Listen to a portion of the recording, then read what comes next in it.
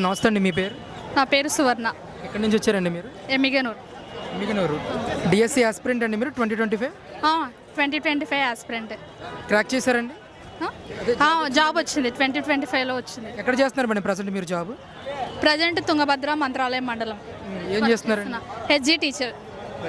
మరేంటండి ఈరోజు mega DSC 2025 కాస్త దగా డిఎస్సిగా ప్రతిపక్ష పార్టీలు అందరూ కూడా ఆరోపణలు చేస్తూ ఉన్నారు. యాజ్ ఎ టీచర్గా మీకు ఏమనిపిస్తుంది ఇవన్నీ విన్నప్పుడు? ఎందుకంటే కష్టపడితే దాని విలువ తెలుస్తుంది. ఇప్పుడు వాళ్ళు ప్రతిపక్ష నాయకులు వేయలేదు, నోటిఫికేషన్ వేయలేదు. ఇప్పుడు ఎగ్జామ్ రాసి మేము ఇప్పుడు ఆల్రెడీ పోస్టింగ్లో ఉన్నాం. 10 months అవుతుంది ఉండి.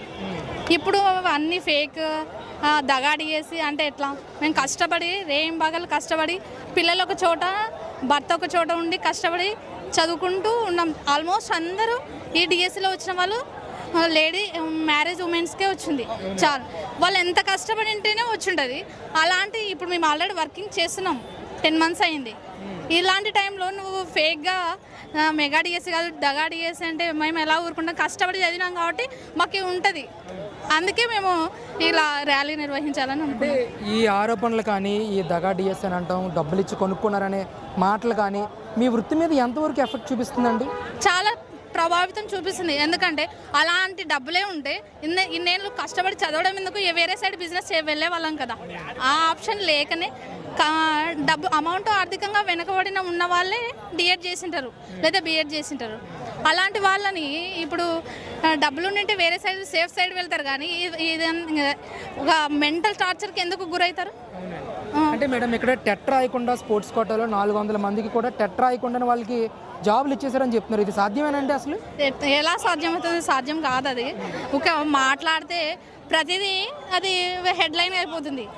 అది భరించే వాళ్ళకి తెలుస్తుంది ఆ పెయిన్, అనే వాళ్ళకి ఏం తెలియదు. వారు ఒక మాటలు అనేస్తారు కానీ అది పెయిన్ అనుభవించే వాళ్ళకే తెలుస్తుంది. అంటే ఇదే తరుణంలో మెరిట్ లిస్ట్ కూడా ఇవ్వలేదు, సెలక్షన్ లిస్ట్ డైరెక్ట్గా రిలీజ్ చేశారు. ఆ తర్వాత వెబ్సైట్లో కూడా ఇది డిలీట్ చేసేసారని చెప్పేసి మాట్లాడుతున్నారు. ఇది ఎంతవరకు వాస్తవం అంటారు? అదంతా ఫేకే ఉన్నాయి. మాకు ఉన్నందుకే కదా మాకు మేము ఇప్పుడు ఆస్పిరెంట్గా ఇప్పుడు వర్క్ చేస్తున్నాము కదా. 10 months అవుతుంది. ఇన్ని రోజులు ఒకవేళ పేపర్ లీకేజ్ అయ్యి ఉంటే అప్పుడే వస్తుండే కదా న్యూస్ బయటికి. ఆల్రెడీ ఇక్కడ వర్కింగ్ చేస్తున్నాం కాబట్టి ఇప్పుడు చేయడం ఏమాత్రం అసలు ఇది మా సెల్ఫ్ రెస్పెక్ట్కే పెద్ద దెబ్బ. ఏంటండి ఏం చెప్తారు ఆఖరిగా? ఇక్కడ దాదాపు 5 kilometers మీరు పాదయాత్ర చేసి నిరసన కూడా వ్యక్తం చేశారు. అసలు దీనితో రాష్ట్ర ప్రజలకు ఎలాంటి సందేశాన్ని ఇస్తున్నారండి ఈ మెగా ర్యాలీ ద్వారా? ఇంట్లో ఏం ఫ్రాడ్ లేదు, పేపర్ లీకేజ్ లేదు. మేము కష్టపడి చదివినాం కాబట్టి మేము ఎలిజిబుల్ దీనికి. ఇది మెగా డిఎస్సీనే కానీ దగా డిఎస్సీ కాదు. పారదర్శకంగా జరిగిందంటారు ప్రాసెస్? ట్రాన్స్పరెంట్గానే జరిగింది ప్రతిదీ.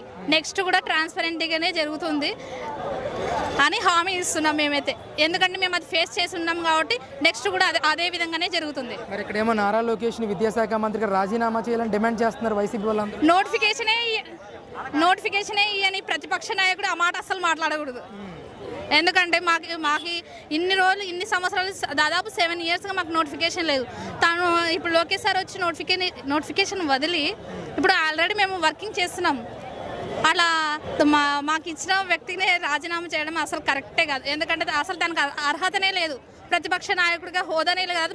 మాట్లాడకూడదు. ఆయనే మీ అందరికీ నేను న్యాయం చేస్తాను, డిఎస్సి ఆస్పిరెంట్స్ అందరికీ న్యాయం చేస్తానని వచ్చిన తర్వాత న్యాయం చేస్తాను. తను పదవిలో ఉన్నప్పుడు చేయొచ్చు కదా న్యాయం. అయిపోయిన తర్వాత ఎందుకు చేస్తాడు? చేయలేడు. చేసిన వాళ్ళ మీదకి అంటున్నారు. మేడం నమస్తే అండి, మీ పేరు? సంగమిత్ర. ఎక్కడ మేడం మీది? కడప డిస్ట్రిక్ట్. ఏం చేస్తున్నారు మేడం ప్రజెంట్ మీరు? నేను హెచ్జీ టీచర్గా వర్క్ చేస్తున్నానండి. మొన్న ఏపీ డిఎస్సి 2025 క్రాక్ చేశారండి. ఏంటి మేడం మరి దాని మీద ఎన్నో ఆరోపణలు వస్తున్నాయి. ఈ రోజు రాష్ట్ర వ్యాప్తంగా నిరసనలు కూడా చేస్తూ ఉన్నది. మెగా డిఎస్సి కదా దగా డిఎస్సి అని. యాజ్ అ టీచర్గా మీరు ఏం చెప్తారు దీని గురించి? ఇది దగా డిఎస్సి ఏం కాదండి. అంటే క్లారిటీగా ఏదైనా మాట్లాడేటప్పుడు కొంచెం క్లారిటీగా కనుక్కొని మాట్లాడితే బాగుంటుంది. ఎలా అంటే అలా మాట్లాడి బయట అందరికీ చెప్పేస్తే బాగుండదు. అది కొంచెం క్లారిటీ తెచ్చుకొని మాట్లాడి పనులు చేస్తే కొంచెం అందరికీ బాగుంటుంది. రాజకీయ ఉద్దేశంతోనే ఈ ఆరోపణలు చేస్తున్నారు అనుకోవచ్చా, లేదంటే నిజంగానే ఈ అవినీతి జరిగిందని భావిస్తున్నారా? అలా ఏం లేదండి. అవినీతి టీచర్ పోస్టులలో అవినీతి జరగడం ఎలాంటి చోటు ఎక్కడా లేదు. అవినీతి జరిగేది ఈ ఎగ్జామ్ రాసి 2 ఎగ్జామ్స్ రాయాలి, ఒకటి కూడా కాదు, ఒకటి టెట్ తర్వాత డిఎస్సి. అవినీతి జరగాలంటే ఎట్లయినా జరిగిండొచ్చు, కానీ జరగదు. ఇక్కడ టీచర్ పోస్ట్లో అవినీతి అనేది జరగదు ఎప్పటికీ. మేడం, ఇక్కడ నోటిఫికేషన్ రిలీజ్ అయినప్పటి నుంచి మీరు టీచర్గా జాయిన్ అయ్యేంత వరకు ఎప్పుడన్నా ఈ 90 డేస్లో మీరు విన్నారా ఈ పోస్టులు అమ్ముతున్నారంట, లేకపోతే అక్రమాలు జరుగుతున్నాయంట, అవినీతి జరుగుతుందంట అనే ఆరోపణలు ఏమన్నా మీకు వినిపించాయా? లేదండి, ఎక్కడా లేదు. మా అక్క ఆల్రెడీ 2018లో టీచర్ జాబ్ కొట్టారు. అప్పటి నుంచి మాకు కొంచెం ఐడియా ఉంది టీచర్ పోస్టులు ఎట్లా వస్తాయి ఏమి అనేది. ఎక్కడే కానీ వినలేదు టీచర్ పోస్టులలో అవినీతి జరుగుతుంది అని. జరగదు కూడా, అది సాధ్యం కాదు జరగనీకి. అంటే రాష్ట్ర వ్యాప్తంగా ఏపీ డిఎస్సికి సంబంధించిన ఆస్పిరెంట్స్ అందరూ కూడా రిలే నిరాహార దీక్షల్లో కూర్చున్నారని, జెన్జీ ఈరోజు ప్రధానంగా రిలే నిరాహార దీక్షల్లో కూర్చున్నారని చెప్పి వైసీపీ వాళ్ళు పెద్ద ఎత్తున మాట్లాడుతూ ఉన్నారు, ప్రతిపక్ష పార్టీ వాళ్ళు. నిజంగానే వాళ్ళు నిరసన చేస్తున్నారంటారా దీని మీద? లేరండి, మీరు చూస్తే ఒక్కరన్నా అక్కడ డిఎస్సి క్యాండిడేట్ ఉన్నారా లేదా అని క్లారిటీ తెచ్చుకోవాలి. అక్కడ చూస్తే వెళ్ళి చూసినది కూడా అక్కడ ఎవరు లేరు డిఎస్సి వాళ్ళు. ఎవరికైతే అన్యాయం జరిగిందో వాళ్ళు వచ్చి చెప్తే కదా తెలిసేది. పక్కన వాళ్ళు అన్యాయం జరిగింది అంటే అది ఏమాత్రం అర్థం చేసుకోలేము, మంచిది కాదు. అంటే ఇక్కడ కొంతమంది వైసీపీ వాళ్ళు మాట్లాడుతున్నారండి, మెరిట్ లిస్ట్ లేకుండా డైరెక్ట్ సెలక్షన్ లిస్ట్ ఇచ్చారు, ఆ తర్వాత దాన్ని వెబ్సైట్ నుంచి తీసేశారని చెప్పేసి కూడా మాట్లాడుతున్నారు. ఇది ఎంతవరకు వాస్తవం అంటే? లేదండి, ఫస్ట్ మెరిట్ లిస్ట్ వచ్చింది, దాని తర్వాతనే సెలక్షన్ లిస్ట్ వచ్చిందండి. ఇది పారదర్శకంగానే జరిగిందంటారు ప్రాసెస్ అంతా కూడా? అవునండి, కరెక్ట్గా జరిగింది. మేము వెరిఫికేషన్కి మార్నింగ్ వెళ్తే ఎప్పుడో నైట్ 12 వరకు వెరిఫికేషన్ చేసుకొని వచ్చాము. అంటే ఇట్లా తప్పు జరిగి ఉంటే నిమిషంలో వెరిఫికేషన్ చేసేసేవాళ్ళు. అంత టైం పట్టింది అంటే దానికి కారణం క్లారిటీగా పక్కా చేశారు కాబట్టి అంత టైం పట్టిందండి. మేడం, ఓవరాల్గా డిఎస్సికి సంబంధించి మీ విద్యాశాఖ మంత్రి నారా లోకేష్ రాజీనామా చేయమని డిమాండ్ చేస్తున్నారు. మీరేమంటారు యాజ్ అ టీచర్గా? యాజ్ ఎ టీచర్గా నేనంటే కరెక్ట్గానే చేసిన వాళ్ళని మనం తప్పు అని చెప్పలేము, చెప్పకూడదు కూడా. అది చెప్పడం చాలా తప్పు. కరెక్ట్గా చేశారు కాబట్టి మనం రాజీనామా చేయమని చెప్పడం చాలా వరకు తప్పే అండి. అది థ్యాంక్ యూ మేడం. నా పేరు శిల్ప సార్, నాది వచ్చి 142 సార్. నేను బీసీబీ కింద సెకండ్ సార్. నేను ఇవన్నీ ఫేక్ న్యూస్ అని నేను అంటున్నాను సార్. ఇవైతే ఇందులో అన్ని జినైనే సార్, అన్ని హారిజంటల్ మెథడ్లో అన్ని తెలిసిన విధంగా జరుగుతూ ఉన్నాయి సార్ ఇవన్నీ.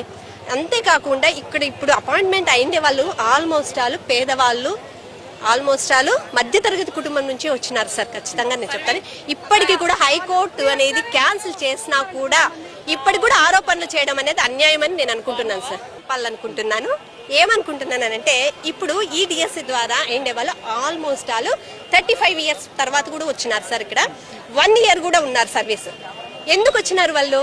ఖచ్చితంగా సర్వీస్ చేయాలనే వచ్చినారు, లేదంటే టీచర్ జాబ్ మీద ఎక్కువ ఇంట్రెస్ట్ మీదనే వచ్చింటారు. అలాంటప్పుడు 50 లక్షలు పెట్టి 60 లక్షలు పెట్టి ఏదైనా బ్యాంకులో పెట్టేసుకొని నెలకోసారి వడ్డీ తీసుకోవచ్చు కదా సార్, లేదంటే బిజినెస్ చేసుకోవచ్చు కదా. అలాంటప్పుడు ఈ ఆరోపణలు ఎందుకు? అంతే కదా. 1 by 1 ఒకటి తర్వాత నిందలేసినా కూడా దానికి తగిన సమాధానం చెప్పగల శక్తి మాకుంది సార్. జియో నెంబర్ అనేది 77 వాళ్ళు తీసుకొచ్చిండేదే కదా, నిజమా కదా సార్? ఇంకా స్పోర్ట్స్ కోటా కింద చూద్దాం. ఇంకా స్పోర్ట్స్ కోటా కింద చూస్తామంటే వాళ్ళు కూడా డబ్బులు ఇచ్చి అంత అవసరమా సార్? స్పోర్ట్స్ కోటా కింద జాబ్స్ తెచ్చుకొని ఇవన్నీ చేయడం అవసరమా? కాబట్టి ఇవన్నీ ఫేక్ న్యూస్, ఇవన్నీ అసత్య ప్రచారాలే. ఇప్పుడు కర్నూలు అన్నాము, నెక్స్ట్ విజయవాడకైనా టు ఫేస్ అంతే సార్. ఎందుకంటే ఇంకో విషయము, ఒకరు సెన్సిటివ్గా ఉంటారు, ఇంకొకరు రఫ్ అండ్ టఫ్ ఉంటారు. వాళ్ళ మనసుల్లో బాధ అనేది మాత్రం పోదు సార్. ఇవి ఇలాగే అసత్య ప్రచారాలు జరుగుతూ ఉంటే తగిన సమాధానం అనేది వస్తుంది. ఏ గవర్నమెంట్ కైనా ఏదైనా వస్తుంది సార్. నాకు తెలిసి వైసీపీ హయాంలో డిఎస్సి ఇస్తామని చెప్పి ఊరించి ఇవ్వలేకపోయినారు. ఇప్పుడు టీడీపీ వాళ్ళు అనే వాళ్ళు ఒకేసారి మెగా డిఎస్సి ఇవ్వడం వల్ల మేబీ వాళ్ళకి ఏదైనా బాధ కలిగిందచ్చేమో నేను అనుకుంటున్నాను అంతే.